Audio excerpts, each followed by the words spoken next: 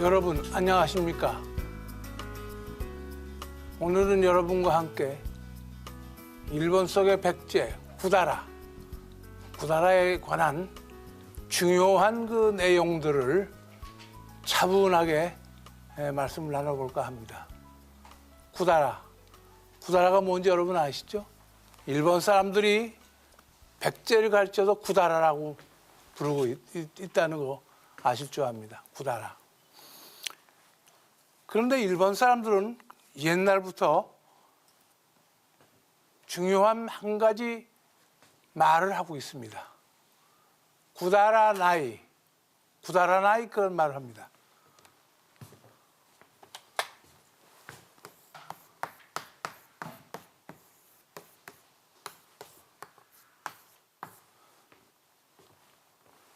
구다라, 백제죠. 나이 없다 이겁니다. 구다라나이가 그럼 뭘까요? 구다라나이. 이것은 사실은 약자입니다. 일본말로 고레와 구다라노 모노데와 나이라는 말이 있습니다. 바로 그 약자죠. 이것은 백제 물건이 아니다 이거죠. 백제 물건이 아닌 것은 값어치가 없다고 얘기입니다. 구다라나이. 한번 해볼까요? 구다라나이입니다. 네. 구다라나이야말로 고대 백제가 일본에 얼마나 여러 가지 문화와 여러 가지 산업들을 일본에 보여주었느냐 하는 것을 입증해주는 그러한 그 유명한 표현입니다. 이 말 말고도 또 비슷한 좋은 말이 있습니다. 서로 이제 그 일본 사람들이 말을 나누면서 이런 말을 합니다. 구다라니모 나이 하나시오 유나 이런 말. 구다라니모 나이 하나시오 유나. 이걸 우리말로 한다면 백제에도 없는 얘기를 하지 말아라. 이게 직역입니다. 백제에도 없는 얘기. 그러니까 택도 없는 소리다 그 얘기입니다. 속되게 표현한다면. 그러니까 당치도 않은 소리다. 당치도. 그러니까 백제 것이 최고라는 이러한 그 표현들이 쭉 있었습니다. 그러니까 요즘 뭐 한류다 뭐 이러한 걸 논하고 있습니다만 이미 고대 백제가 열풍을 일으켰던 겁니다. 미개한 섬 사람들이 사는 일본 땅에 선진국 백제가 건너가면서부터 백제는 그 미개한 토전에 살던 일본 선주민들에게 모든 문화를 베풀게 되고 백제인들을 그들은 의지하면서 백제인 지배자 밑에 모여와 살았던 것입니다. 이것은 결코 지나친 주장이 아니라고 말씀드리고 싶습니다. 왜냐하면 일본에는 여러 가지 그러한 발자취를 증명해주는 고증들이 있습니다. 뭐 여러 가지 문헌이 있는가 하면 그 자료들이 전해지고 있고 또 백제의 훌륭한 그 역사 유적지라든지 사찰 또 신사라고 하는 사당 그러한 것들이 존재하고 있는 것이죠. 구다라나이. 백제가 얼마나 일본에 큰 영향을 주었느냐 하는 사실을 일본인들은 스스로 더 잘 안다고 저에게 말하는 분들이 굉장히 많이 있었습니다. 이를테면 이 책이 있습니다. 이거는 백제화원이라는 건데요. 구다라 가행. 우다 노부오시라는 분이 쓴 책입니다. 저서인데 이 책을 펼쳐보면은 이 백제화원에는 아주 중요한 대목들이 나오고 있습니다. 백제궁에 살던 그 공주가 아주 아름다운 이꽃이라는 희락이라고 하는 것인데 우리말로는 이꽃입니다. 그 희락이라는 꽃이 백제에서 왔는데 이 꽃이 어디서 왔느냐 합니다. 공주가 그 시종하는 하인에게 그랬더니 이것은 백제에서 온 것입니다. 공주님 그랬습니다. 그래서 공주가 하는 말이 좋은 것은 모두 백제로부터 오네요. 이렇게 말합니다. 좋은 것은. 그 백제 것이 훌륭하다 좋다는 것은 이와 같이 궁중과 민간에서도 널리 퍼졌던 것이죠. 오늘날 우리가 뭐 특히 젊은 세대에서는 그러지 않습니까? 어떤 좋은 옷이라든지 뭐 이런 거 가지고 뭐 이것은 어디째라든지 라벨이 뭐라든지 뭐 이런 거 따지는 거와 마찬가지였던 것 같아요. 역시 백제 것이 아니면 아니다. 이제 그러한 발자취 속에서 백제가 모든 문화를 일본 땅에 널리 심었던 것입니다. 백제가 그러면 좀 더 구체적으로 어떻게 일본 왕실에 작용을 했느냐. 여기에는 놀랍게도 신찬성시록이라고 하는 일본의 왕실 문헌이 있습니다. 이게 신찬성시록 우에다 마사키 박사 댁에서 찍은 사진입니다만은 이 신찬성시록 여기 지금 그림을 보시면 이분이 밝히시는 장면이죠. 여기에 대원진인이라고 나옵니다. 하나, 둘, 셋, 넷, 다섯 번 대원인. 대원진인이 누구냐? 대원진인의 출신은 시호 민달의 손자인 백제 왕족인이라 그랬습니다. 여러분 조금 어려운 뜻이 될까요?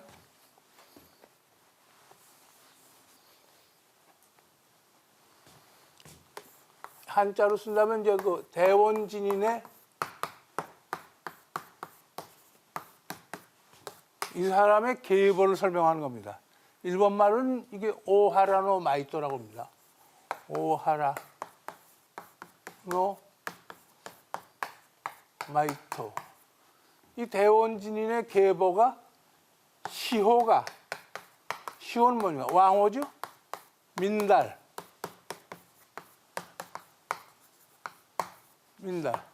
일본 말은 비다스라고 합니다. 비다스. 그러니까 민달 왕의 손자인 백제 왕족이다 하는 것이 이 문헌에 밝혀져 있습니다. 오하라노 마이토.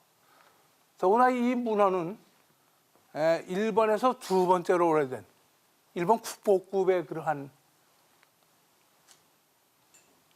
일본 왕실 가승 족보격인 책입니다. 우에다 마사키 박사가 자기 집안에 대대로 내려오던 이 책을 저에게 보여주시면서 이 대목을 짚으면서 민달천황은 백제 왕족이다 하는 말씀을 이분이 했습니다. 이분은 민달은 그럼 누구냐? 민달은 일본 30대 왕입니다. 30대. 이 민달 우리가 천황이라고 호를 쓰는데 물론 천황호는 뒷날 나옵니다. 670년경부터 나옵니다. 그러나 일본 역사책에서는 통일해서 천황호를 쓰기 때문에 그렇습니다만 민달 천황이 어쨌든 간에 이분이 백제 왕족이다 그겁니다. 일본에서 많은 문헌들이 지워지고 깎이고 했는데도 불구하고 이 대목만이 살아있다는 것만 해도 저는 참으로 다행이라고 생각합니다. 저 문헌은 815년에 나온 겁니다. 815년. 9세기 초죠. 815년에 나왔습니다. 그 당시의 기록입니다.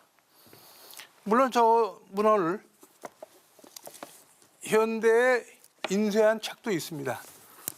인쇄한 책에도 저 대목이 똑같이 나오고 있습니다. 바로 이 대목인데 이 대원진입니다.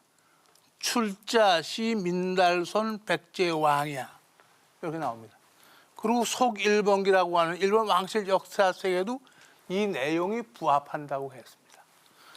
그런데 놀라운 사실은요, 이 대원진인이 속한 이 계보는 일본 왕실의 신찬성시록에서도 제일 첫 책입니다. 첫 부분이고, 그리고 좌경의 황별에, 좌경의 왕족입니다. 일본의 그 나라 왕도에는 좌경과 우경이 있는데, 좌경은 왕족들이 사는 지역이고 우경은 귀족들이 사는 지역입니다. 왕족들이 사는 지역에 나오는 그 왕족들인데, 여기서 대원진이 쭉 나옵니다. 대원진이 나온 것이 바로 이 대목입니다. 그런데 대원진인뿐이 아닙니다. 도군진인, 풍국진인, 사녀진인, 기랴진인, 이런 사람들도 다 백제 왕족이라고 기록이 나오고 있고, 일본의 저명한 그 신찬성시로 연구학자가 있습니다. 세조대학의 사에키 아리키오 교수. 이 사에키 아리키오 교수가 일본에서는 가장 권위 있는 학자입니다. 이 책도 그분이 본문을 편집하고 주석을 달았습니다만, 이 사에키 아리키오 교수는 지난날 저에게 그러셨습니다. 내가 이 연구를 하면서 참 감동했습니다. 그러시더라고요. 그래, 어째서 그러십니까? 여쭈었더니, 백제인들이 이렇게 훌륭한지 몰랐다. 이분이 이런 말씀하시더라고요. 그리고 이분이 말씀하시는 중에도 더 중요한 거, 연구론을 발표된 게 있습니다. 이 민달천왕은 일본 30대입니다. 민달. 근데 민달천왕의 손자가 누구냐면 서명이라는 천왕입니다. 서명. 일본 말은 조메이라고, 조메이. 상당히 재미있습니다. 이 서명이 손자입니다. 손자. 그 백제 왕족의 손자 서명은 백제 왕족입니까? 어디 다른 나라 왕족입니까? 백제 왕족이죠. 서명천왕. 그리고 우리가 특징제할 것은 이제 제가 다음 시간에 말씀드리겠습니다. 백제궁을 지은 사람들입니다. 이분들이. 네, 서명천왕. 서명천왕의 또 아들은 누구냐 하면, 백제가 망했을 때 2만 7천의 군사를 백제 지원군을 보냈던 천지, 덴찌라는 천왕, 천지천왕. 이와 같이 뭐 때문에 이 사람이 2만 7천의 군사를 백제에 보냈을까? 663년의 일입니다. 660년에 백제가 망했지만 663년에도 부흥군을 보냈던 겁니다. 이와 같은 발자취를 우리가 살펴볼 때 백제와 일본 왕실과는 끊을래야 끊을 수 없는 그러한 그 지난 피해 흐름이 이어져 왔다고 단언합니다. 저는. 지난번 시간에 제가 일본 아사히 신문도 보여드렸고 뉴스위크 잡지도 보여드렸습니다. 그 기사에서도 일본 천황이 자기 입으로 제50대 간무천황의 어머니는 백제 문영왕의 직계 후손이고, 그래서 내게도 한국인의 피가 흐른다고, 그러한 말을 그분이 지난 2001년 12월 23일 68회 생신날 말했습니다. 그래서 국내청 관리들이 크게 당황했다는 걸 말씀드렸습니다만, 일본 왕실이 백제와 이렇게 진한 혈연을 가지고 있다는 사실, 그리고 또 2004년에는 일본 천황가의 왕자가 이분이 무령왕릉에 와서 제사를 지내고 가면서 오영희, 그 당시 오영희 시장님에게 1300년 전 일본 왕실의 향을, 그리고 향로를 기증하고 갔다는 말씀을 제가 드렸습니다.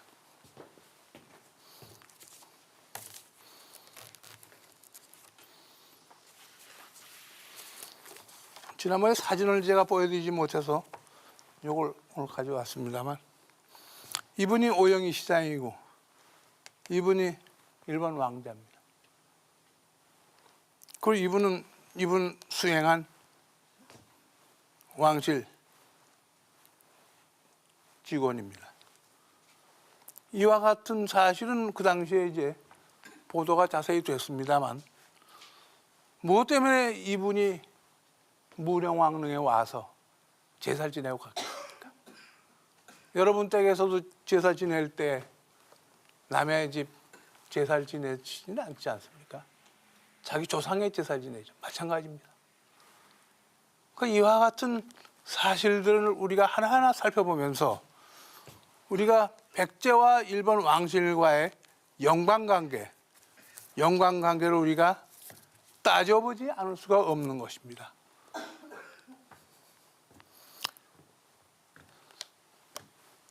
일본 교토에 가면은 또한 놀라운 곳이 있습니다. 바로 이 평할병자 드으랴 자선 평야신사. 물론 신사라는 건 사당을 말합니다. 이 평야신사는 무엇하는 곳일까요? 참으로 놀랍게도 여기에는 백제 왕들의 신주를 모시고 제사 지내는 터전입니다. 바로 평야신사 사당 안으로 쭉 들어가면 그 안에 속에는 이렇게 신당들이 모셔져 있습니다. 요게 백제 성왕의 신주 모신데, 그리고 주몽과 여기 계속해서 4개의 신당이 있습니다. 이 신주를 모신 주몽과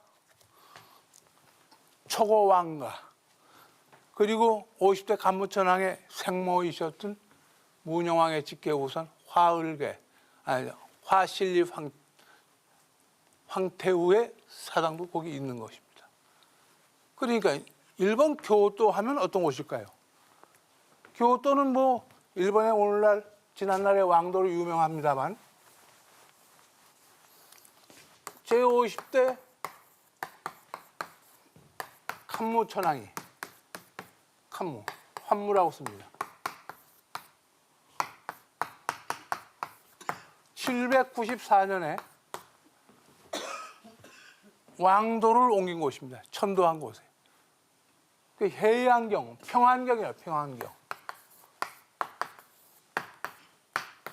평안하게 사는 서울이라 뭐 그런 뜻이죠. 오늘날 교토입니다. 경도. 교토에다 평안경을 옮겨왔죠. 이거보다 약 10년 전에 나라 땅에 왕도가 있었습니다. 그래서 공인경이라는 곳으로 일단 교토 근처로 옮겼다가 3번째로 천도한 곳이 되겠죠. 환무천왕이 처음에 나라에 있다가 공인경이 있다가 그다음에 평안경. 3번째 분의 왕실인데, 그래서 교토라는 곳이 생깁니다. 우리나라에서도 백제의 수도가 처음에 한성에 있다가 웅진 땅으로 이제 내려오고 공주지요. 그 다음에 부여로 내려왔습니다. 이렇게 천도를 했는데, 천도는 여러 가지 이제 국가의 사정에 의해서 이루어집니다만, 이분도 천도한 이유는 여러 가지가 있는데, 정사를 하는데 역시 불편하기 때문에 옮긴 겁니다. 그런데 나라 땅이 이분에겐 불편했던 것 같아요. 그래서 공인경이라는 데 옮겼다가 다시 794년에는 이 교토 땅, 지금의 교토 땅 평안경으로 옮깁니다. 일반 말로 해양이라고 하는데 해양교라고 합니다. 평안경. 그러면서 모든 게 잘 풀렸습니다. 사실은. 이분의 어머니가 누구냐? 지난 시간에 좀 말씀드렸지만 화실립 황태우.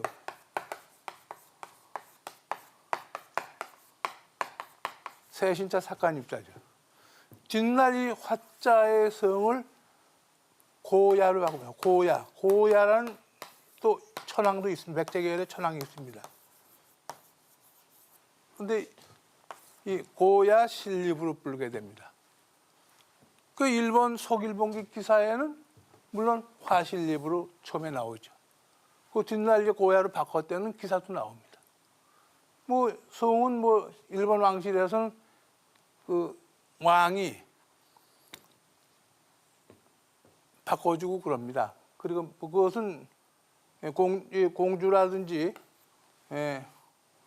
왕비에게만 바꿔주는 것은 아니고 신하들에게도 중신에게도 바꿔주고 합니다. 그게 사성이라는 말 쓰죠. 사성.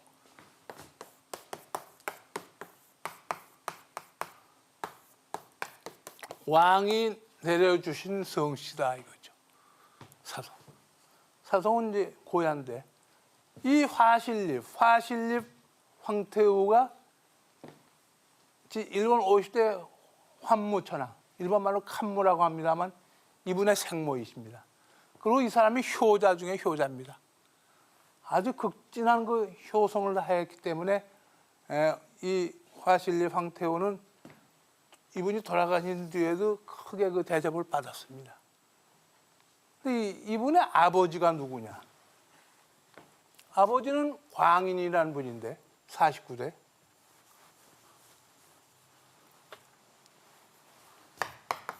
빅광자 어디린자. 고닝이요, 고닝. 근데 이분도 백제인이라는 것을 제가 후쿠로소시라고 하는 일본 고대 문헌에서 찾아냈습니다. 기록이 있습니다. 그러니까 아버지도 백제인입니다. 광인, 고닝이고. 어머니도 백제인이고. 그럼 이 사람 핏줄은 어떻게 되겠습니까? 백제죠. 백제 왕족이죠. 더구나 무령왕의 직계 후손이고 이 화씨가 무령왕의 왕성이라는 것은 일본 학계도 다 시인하고 있습니다. 근데 이 화자를 보면 여러분 어떤 생각이 드실까요? 일본을 상징하는 글자입니다. 야마토. 야마토라는 말 여러분 들어보셨겠죠? 야마토.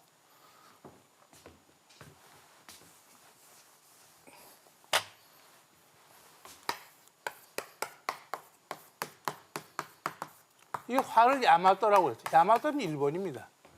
이건 외자도 야마토라고 읽습니다. 왜? 똑같이 야마토. 화나 외나 똑같습니다. 여러분들 그런 말씀 쓰시죠. 일식집에 가실 때 뭐 화식 먹자 뭐 그런 말씀 좀 연세 들으신 분들은 많이 쓰실 거예요. 요즘은 일식이라고 합니다만 일본에 가면 화식이라고 해요. 화식.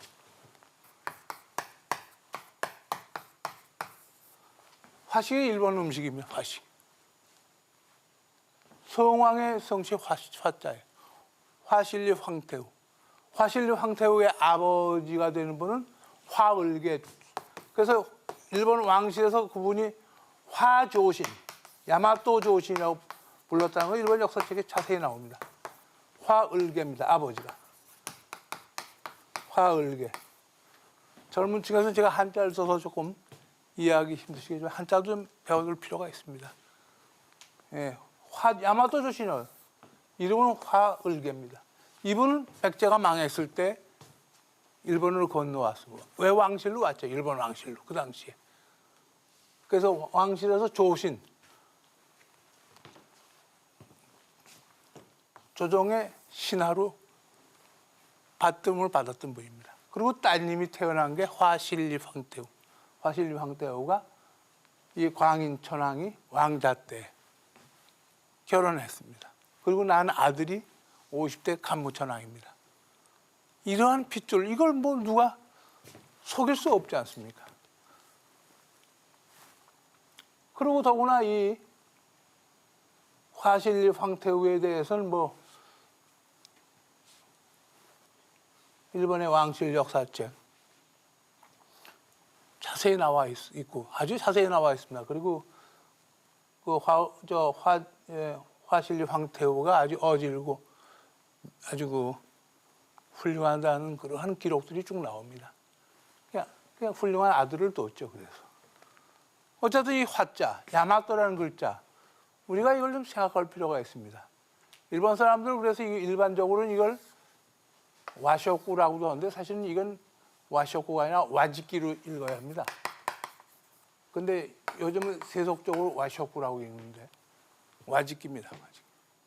그 일본 사람 옷을 뭐라고 합니까? 와후쿠야, 와후쿠. 화복이라고 와후쿠. 그러니까 화는 일본을 상징합니다. 그 뭐 일본이 그 군국주의 시절엔 야마토 뭐 야마토라고 야마토 다마시 대화라고 대화. 그렇죠? 그 대화혼 뭐 이런 걸 주장했습니다. 그럼 대화혼은 뭘까요? 백제혼이 아닐까요? 참으로 이 일본 속의 백제는 우리가 좀 계속 파고 들어가면서 공부할 만한 가치가 있지 않겠느냐. 저는 그런 생각을 하고 있습니다. 정말 하나하나 파고들면 놀랍습니다. 저 우에다 마사aki 박사께서도 이분이 처음에 입증한 것은 1960년대 칠지도를 입증했어요. 칠지도. 여러분 칠지도 아시는데 다음 기회에 또 자세히 한번 말씀드리겠습니다만 백제의 근초고왕이 외왕에게 보낸 거죠. 4세기 중엽입니다. 여기에 이 전부 그 글자가 금상감으로 해서 음각되어 있습니다. 앞뒤로, 이 칼 앞뒤로. 백제 왕이 아래 것인 외왕에게 하사했다고 이 우에다 박사가 쓰신 논문이 2편이 있습니다. 제가 그 책도 가지고 있습니다. 그랬더니 일본의 반환주의자들이라고 할까요? 국수적인 그 청년들이 집에 기습해 왔다고 여러 번 말씀하셨어요. 그러면서 과자 상자를 내놓으면서 그 사람들이 박사님 이번에는 과자가 들었지만 다음번에는 딴 것이 들을 것입니다. 그렇게 협박당했다고 말씀하세요. 다른 것은 무엇일까? 뭐 말씀 안 드려도 아시겠죠. 참으로 그 놀라운 사실들인데 저러한 역사학자들이 신찬송시록을 고증해 주시고 자기가 바르게 한국 관계 역사를 밝힌 데 대해서 협박받은 걸 밝힙니다. 물론 저분은 그런 말씀하십니다. 내가 이런 걸 밝힌다고 해서 내가 한국 사람은 아닙니다. 그건 당연하죠. 그러고 그렇습니다. 일본 사람의 이를테면 약 80%는 백제 핏줄을 입고 있다고 일본의 여러 학자들이 인류학자라든지 또는 고대 사학자들이 밝히고 있습니다만 그렇다고 해서 그분들이 국적이 한국은 아닙니다. 백제도 아닙니다. 일본인이죠. 그 마찬가지로 그렇지 않습니까? 미국 사람들의 한 80%는 조상은 다 영국 사람이지만 영국이라고 안 그러고 미국이라고 그러죠. 조지 워싱턴이니 벤자민 프랭클린이 마찬가지죠. 그러니까 우리는 이러한 역사의 발자취를 바르게 알고 인식하면 됩니다. 굳이 뭐 당신은 백제에서 조상이 백제다 우리가 지적 안 해도 됩니다. 제 앞에서 자기가 조상이 백제라고 한 분은 수백 명입니다. 일본의 뭐 교수라든지 문화인이라든지 저하고 친하게 사귀면 어느 사이인가 그 말을 해요. 그게 역시 그 피가 땡겨서 그런 것 같습니다. 피가 땡기는 건 어쩔 수 없는 것 같아요. 참으로 놀라운 것이죠. 그 이와 같은 발자취 속에서 일본 왕실이 30대 간무천황이 30대 민달천황이 시오 민달이 백제 왕족이다. 이와 같은 발자취를 통해서 우리가 일본 왕실이 백제인들의 그 계열이라는 것을 자세히 알 수가 있습니다. 그런데 어떻습니까? 일본 교토는 아까 간무천황이 50대 간무천황이 만든 왕도라고 제가 말씀드렸죠. 간무가. 여기에 사당이 있습니다. 히라노 신사, 지금 평야 신사. 저기 화면에 그림이 있습니다만 평야 신사. 여기 관패대사라고 써 있습니다. 왕실이 관장하는 사당이다 그 소리죠. 왕실이 관장하는 평야신사. 여기에 모신 주신이 백제성왕입니다. 바로 여기에 신주를 모시고 있습니다만,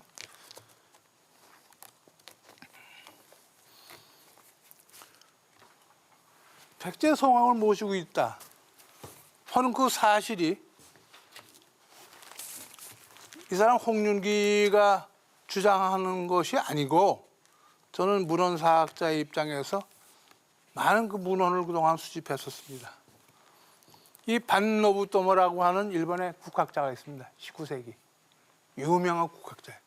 이분의 책을 제가 좀 여기에 좀 크게 복사해서 크게 만들었습니다만, 이분은 19세기 중엽에 세상을 떠났는데, 여기 주신인 금목신입니다. 금목신. 이마키노가 있는 백제성명왕. 일본 역사에 백제성왕을 성명왕이라고 줄였습니다. 세이메이오 또는 명왕이라고 씁니다. 백제성왕입니다.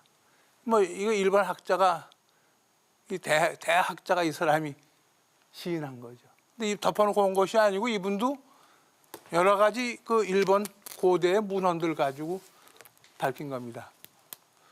일본 왕실에서 920년에 만든 것이 연희식이라고 하는 50권짜리 그 왕실법도가 있습니다. 50권. 연희식 권 제1 신기 1. 여기에 보면은 놀라운 사실들이 드러납니다.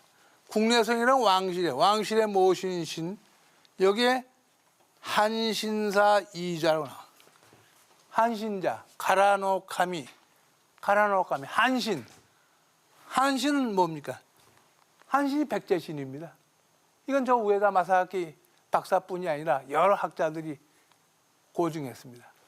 가라카미, 한신.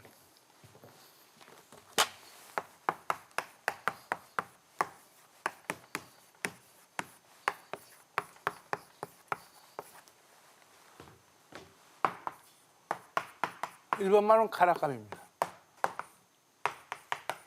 카라카미. 백제신.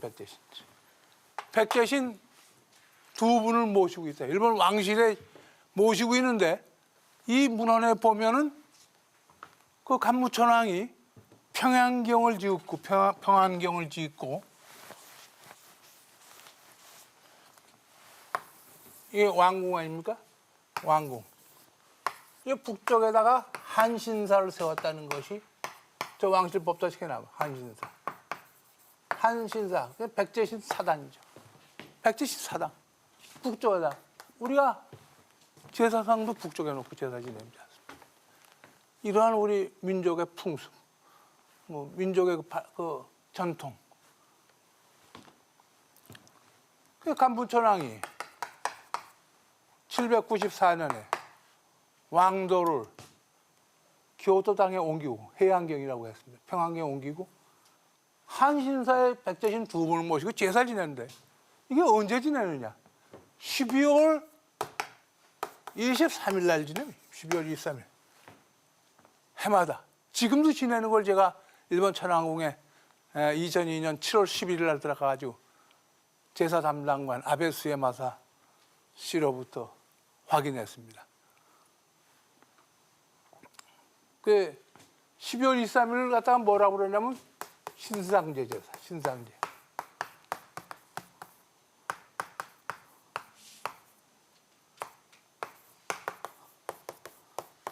신상제. 니나메사이라고 해요, 일본말로. 니나메사이. 니나메사이. 이거 무슨 소리인 줄 아십니까? 이건 할틀상자에 할른다. 입으로 이렇게 먹는다는 얘기예요. 새로운 걸 먹는 제사라. 새로운 곡식이 가을에 거둬들이는 곡식으로서 한신 제사에 모셨다 이겁니다. 우리도 그렇지 않습니까? 농촌에서 핵곡식을 가지고 제사 모시고 하지 않습니까? 벌써 이 새로운 신상제라고 하는 제사를 12월 23일 했는데 지금도 하고 있는 걸 확인했어요. 아주 제가 가슴이 뜨끈했어요. 제가 그래서 재작년에 오사카에서 일본인들 350명 모아놓고 강연할 때 저 얘기를 했습니다. 일본 왕실에서 백제신 모시고 신상제 지낸다. 광종들이 눈을 동그랗게 뜨고 보더라고요. 그래, 그 얘기했던 것이 이제 그 당시에 이 마이니치 신문에 나왔습니다. 여기에 그 환무천황의 시대에 환무천황 시대를 주목하고 싶다. 그것은 연희식에도 써있듯이 신상제 제사를 11월 23일 제가 이거 착각했습니다. 11월 23일 날 지낸다 하는 거 쭉 제가 밝혔습니다. 이 신문 기사를 본 일본 사람들이 저에게 전화를 많이 걸어왔어요. 그래서 저건 내가 주장하는 것이 아니고 연희식이라고 하는 왕실법도 920절에 나온 왕실법도에 있다. 이 연희식을 구해봐라. 도서관에 가면 책이 있습니다. 도서관에 구해보고 이제 알았다고 하는 사람들도 많았습니다. 왕실에서 백제신 제사를 지내 두 분에 그 핵곡식 나왔을 때 신상절 지내 니남에서요. 왜 그럴까요? 여기에 이 그림은 이분이 바로 아베 스에마사시고 이게 접니다. 이게 일본 천황국입니다. 도쿄에. 이게 2002년 7월 10일입니다. 이분이 천황 모시고 제사 지내는 아베 스에마사 씨입니다. 이분이 저에게 제시한 자료를 제가 보면서 또 제가 이제 여러 가지 물어보고 그랬습니다. 여기서 한신 제사를 지낸다. 한신 제사. 이게 바로 이제 이 평야신사 성왕모신 사당 입구입니다. 그리고 이 안에 있는 보이시죠? 기와가. 이와 같은 발자취들이 있습니다. 그리고 이와 같은 발자취가 또 연희식에도 또 있습니다. 연희식에도 이게 자세히 나와 있습니다. 여기 평야신사 사자. 이건 왕실이 관장하는 사당들입니다. 여기에 백제신사당 한신사가 있고 여기에 평야신사가 있습니다. 히라노신사. 여러분들이 교토에 가시거든 여기 꼭 가시기 바랍니다. 이 히라노신사. 결국은 왕실에서 제사 지내는 이 충문입니다. 여기서 이 충문은 이제 아지메 오게 하는 건데 이것은 충문이요. 한자어로 되어 있습니다. 그 한글로는 일일이 제가 여러분에게 설명드릴 수는 없습니다만 바로 이 충문의 제목도 백제신입니다. 백제신 본말 처음부터 끝까지 되는 얘기. 가라카미. 이게 이제 우리나라의 그 이두식으로 쓴 겁니다. 이 당시에 옛날에는 가나 글자가 왕인가 아지키가 그분들이 만들기 시작했지만은 완성되기 전이죠. 역시 이두로 쓴 건데 우리나라 이두식입니다. 미시마 유후 가다니 토리카케 와레 가라카미와 가라오기 세무야 가라오기 세무야 야이라테오 데니토리 모치테 와레 가라카미와 가라오기 세무야 가라오기 세무야 오게 아침에 오게 바로 요 제목이죠. 오게 아침에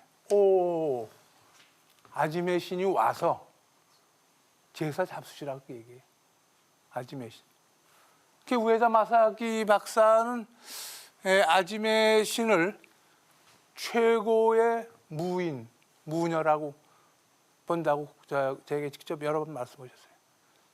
그 일본 왕실 제사를 누가 지냈냐 하면요. 주축해서 지내는 건 지금 천황의 누님이 감당하고 있습니다. 그러니까 우리가 생각하는 이런 무인의 지위가 아니에요. 최고의 위치에 있습니다. 최고의 무인들은. 그러니까 우리는요, 우리 민족의 뿌리가 어떻게 되느냐. 저는 그걸 좀 앞으로 우리가 좀 더 규명해 볼 필요가 있어요. 우리가 조상 제사 지내고 하는 거. 그 무에서 하는 그러한 습성들이 일본의 한반도로부터 건너가 가지고 왕실 종교가 된 겁니다. 일본 신도의 뿌리는 바로 이분이 아베 스에마사시가 이분이 직접 이러한 제사 지낼 때 그 예복을 입고 이제 천황을 모시고 제사 지내는 들어가는 장면입니다. 여기 보십시오. 지금 일본 왕실에서는 제사 지낼 때 무인이 이렇게 여러 개 방울이 된 걸 흔들면서 손에 들고 있는 삐죽이 나무입니다.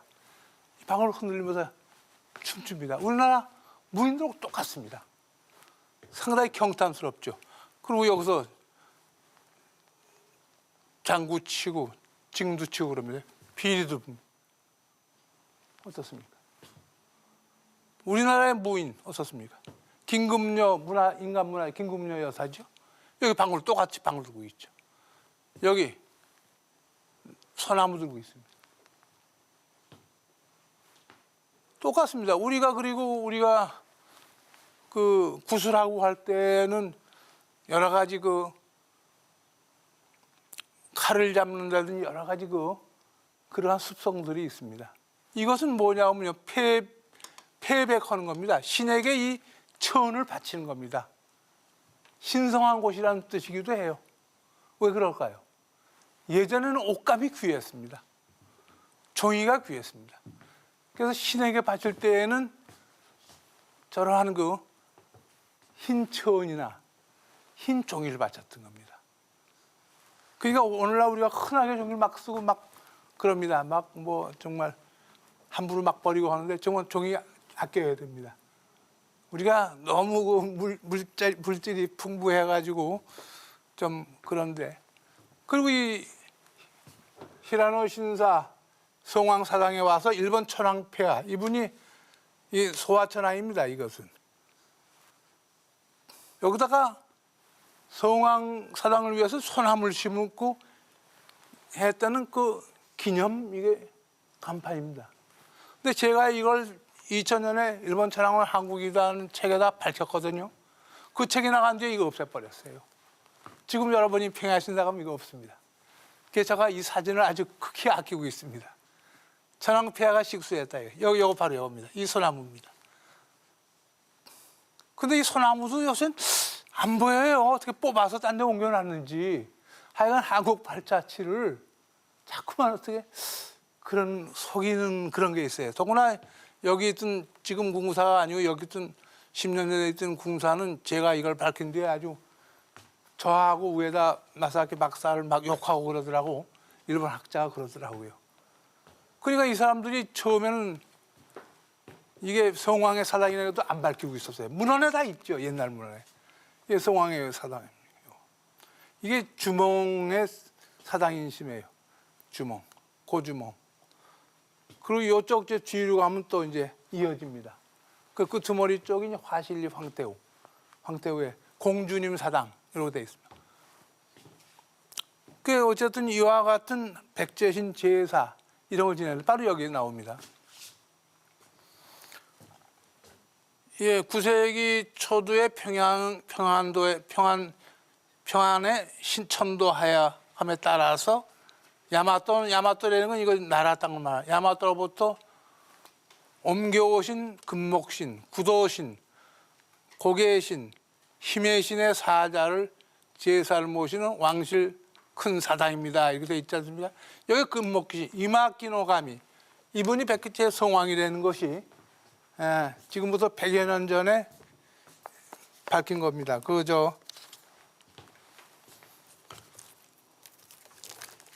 반노부토모 이분이 밝혔고, 이분 말고도 또 이마이 게이치 교수라든지 쭉 계속 밝혔습니다만, 이 금목신은 뭐예요? 백제성왕 나오지 않습니까? 이런 문헌들을 제가 쭉 그동안에 모았습니다. 이와 같은 발자취를 우리가 어떻게 아무리 반환적인 사람들이라고 해서 없애볼 수가 있겠느냐 하는 겁니다. 이런 증거가 있으니까 성왕의 그 신주를 안 모셔온 거예요. 백제신 두 분 저 사당은 평안경 왕성 안에 왕궁 안에 모셔놨는데 나라 땅에 있었어요. 그 전에는 이 평야신사가 성왕의 사당이 안 모셔왔어. 근데 가무천왕이 이분이 자는데 꿈에 신탁이 내렸어요. 그 신탁이 내려가지고 어째서 너는 내 그 사당을 새로운 왕도로 옮기지 않느냐 그 노여하셨다는 거죠, 성왕이. 그래서 이 저 가무천왕이 아주 걱정이 돼가지고 그걸 조사해서 옮겼더니 이게 연희식의 이게 일본 학자의 옛날 책입니다. 가라카미 백제신 920년 연희식에 보이는 국내성 천왕궁입니다. 계신 한신사의 한신이며 이 한신은 연력 이전에 이 땅에 있으며 평안천도 때 조궁사가 다른 곳에 옮겨서 모신 곳이다 이랬는데 이 왕의 말에 의해서 나라 땅에 있던 것을 모셔온 것이 이겁니다. 그러니까 성왕족은 안 모셔왔던 거예요. 저 백제신 사당은 왕궁에 해놨는데 그래서 저 평안경 저 평야신사는 이 우쪽에 있습니다. 역시 북쪽에 있습니다. 교토에. 그 이제 상당히 이게 바로 이 왕실 충문입니다만 이 충문을 연구한 일본의 유명한 학자가 쓴 논문을 제가 조금 확대했습니다. 그리고 이제 여기가 어디냐면 교토에 있는 평안신궁이라는 겁니다. 여기가 평안신궁은 뭐냐면 이것이 가무천왕을 모신 사당입니다. 그러니까 교토 땅을 여러분들은 그냥 일본의 고도라고 생각하지 마세요. 이제는 사실 백제인의 터전이에요. 백제인은 왕궁 터전. 공주나 부여와 같은 곳이다 이거예요. 근데 우리나라에 없어요. 바로 이게 사당 안입니다. 이 안에 요 안에가 이제 모신 데인데 그 안에는 뭐 물론 들어갈 수 없습니다. 바로 이게 입구고 이렇게 큰 뭐라고 제가 말씀드렸어요. 지난 시간에 솥대라고 솥대. 새가 있다. 돌이다. 솥대다 이거죠. 이건 왕실 이제 옥좌. 이건 뭐 현대에 전해지는 거고 예전의 형식을 아마 닮았겠죠. 이것은 어디냐면 또 가무천왕의 어머니 백제인 화실리 황태후의 이게 왕실 이게 능입니다. 능. 이 수풀 속에 뒤에 있습니다. 능이. 물론 들어갈 수 없습니다.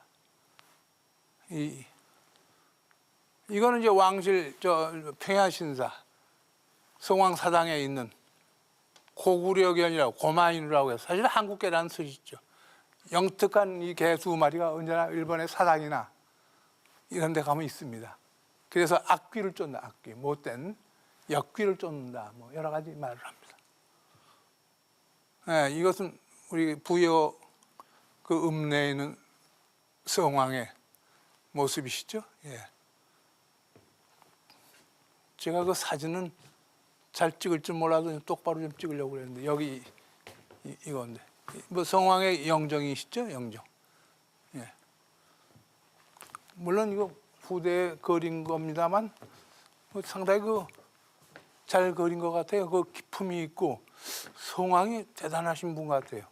그리고 성왕이 사실은요 한일 양국의 왕을 겸했던 겁니다. 이게 이제 지금 성왕의 능은 우리나라에 없습니다. 부여에 없습니다.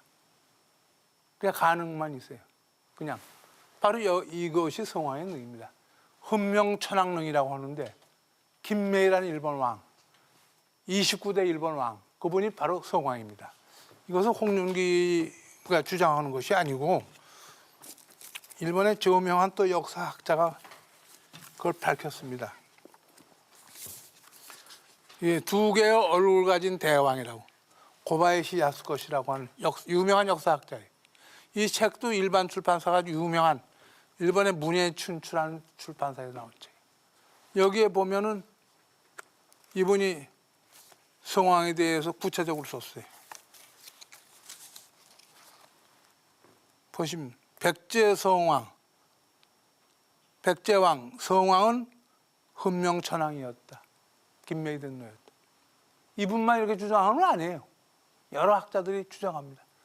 이분들 근거 없이 하는 게 전부 이 연구론으로 전부 자세히 밝히고 있습니다. 저하고 생각이 똑같더라고요. 저도 그 일본 왕실의 그 왕들의 계보를 백제 계열이라는 걸 그동안 공부하면서 쭉 그 해보니까 백제성왕이 554년에 전쟁의 부상이 있고선 서거하신 것이 아니고 일본을 건너가셨더라고요. 근데 그 전부터 건너갑니다. 백제불교가 538년에 일본으로 건너갑니다만 그때 성왕이 539년에는 일본의 생가라는 천황이 서거했습니다. 그래서 539년에 거기 가서 백제왕과 일본 훈명천황을 양쪽으로 다 하면 훈명, 그것도 밝은 명자 들어가 김매라고 들어갑니다. 글자에. 바로 이 훈명천황릉에 있는 그 국내성의 안내판이죠. 여기 훈명천황. 여러분이 나라 땅 아스카에 가시면 이 능이 있습니다. 그래서 554년까지는 왔다 갔다 하다가 그분이 539년에 가서 이제 생가천황을 이어서 이제 훈명천황이 됐었고, 그리고 이제 왔다 갔다 했습니다. 백제로 오가고 했죠. 그러다가 554년에 전사했다는 풍문을 퍼뜨리고 일본으로 들어간 거예요. 그래서 그 삼국사기를 보면요, 554년에 이제 성왕이 이제 50기에 기병을 거느리고 신라군의 그 진지로 쳐들어갔었다가 부상당했다고 했는데, 그때 군사가 옮길 때는 백제 군사도 옮길 때는 적어도 성왕이 이끌었다면 수만 명이 움직였을 거예요. 50명의 기병을 거느리고 왔다는 얘기. 그게 아마 그 위도광에게, 아들 위도광에게 내가 죽었다고 소문을 내거라. 그리고 일본으로 완전히 가신 것 같아요. 그래 그 삼국사기 보면 위도광이 왕이 계승한 3년 기간은 기록이 없어요. 그 4년째부터 기록이 나옵니다. 기록이 나와요. 그걸 보면은 역시 저 성왕께서 얼마나 저분이 어질고 또 아주 용맹하고 위대한 왕이냐 하는 걸 알 수 있어요. 저는 우리 백제에서 정말 우리가 존경해야 할 왕들 중에 저 성왕, 물론 성왕의 아버지 무영왕, 또 그 외 무영왕의 아버지 동성왕, 그리고 상근왕이 돌아가셨을 때 일본 왕실에 건너온 게 누구냐 하면 성왕의 아버지 동성왕입니다. 그 일본서기의 기록 보면 아주 놀랍습니다. 그게 참 일본서기의 그 기록을 보면 일본의 생가천황이 539년에 서거하자 일본에서 건너가 외왕을 겸용하기 시작했다고 제가 보고 있는데, 이때 일본 왕실에서 있던 이 동성왕이 어린 왕자가 그 당시에 굉장히 총애를 받고 있었는데 500명의 신하를 일본의 그 천황이 붙여서 백제로 보냅니다. 아니 일개 왕자가 백제로 돌아가는데 뭐 때문에 500명의 호위병을 규슈로부터 딸려보냈을까요? 그러니까 상근왕이 돌아가셨을 때 얘기예요. 그 동성왕입니다. 그리고 동성왕의 아들이 이제 일본에 있던 아들이 건너온 게 무영왕입니다. 동성왕이 돌아가신 다음에 이런 게 삼국사에는 기록이 없습니다. 어째서 그럼 일본 왕실에 있던 사람들이 와서 백제왕이 될까요? 어쨌든 우리가 백제라고 하는 우리의 조상들의 한일 교류사, 특히 일본 지역을 평정하고 구체적으로 얘기하면 식민화했던 발자취를 우리는 높이 평가해야겠죠. 그것은 백제가 그만큼 강성했기 때문입니다. 그러니까 백제가 660년 망했다. 슬퍼하고 있을 건 아니에요. 나라는 어떤 나라도 일어났다가 망했다 합니다. 그러나 백제인들이 이룩한 그 위대한 발자취, 특히 일본 왕실을 거느리는 발자취, 이것은 우리가 우리 역사에 이제 써야 합니다. 우리가 너무 우리 역사에서 우리 조상에 대한 것들을 소홀히 했다고 해도 과언이 아니라고 봐요. 정말 단군 이래의 모든 우리의 역사를 고구려라든지 발해라든지 이러한 것도 그렇습니다. 우리가 이 모든 발자취들을 정확하게 우리 역사에 기록함으로써 우리가 후손에게 우리의 자랑스러운 그 민족의 그 역사를 가르칠 수 있고 이어나갈 수 있을 것이라고 생각합니다. 네, 오늘 여러 가지로 여러분에게 말씀드렸습니다. 감사합니다. 다음 시간에 또 뵙겠습니다.